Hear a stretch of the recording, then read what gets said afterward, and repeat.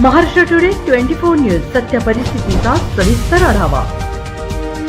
पुसदमध्ये अवकाळी पावसाचा तडाखा, अनेक झाडे कोसळली तर शहराचा वीज पुरवठा खंडित।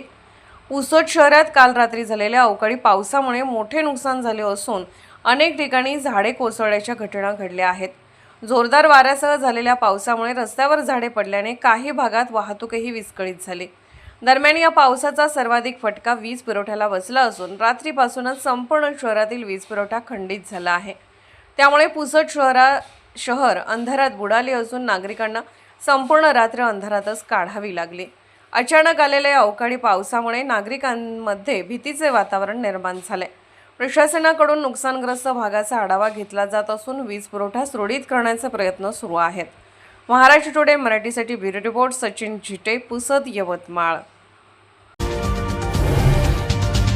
आजच महाराष्ट्र टुडे 24 न्यूजला सबस्क्राइब करा आणि सत्य परिस्थितीचा सविस्तर आढावा पहा।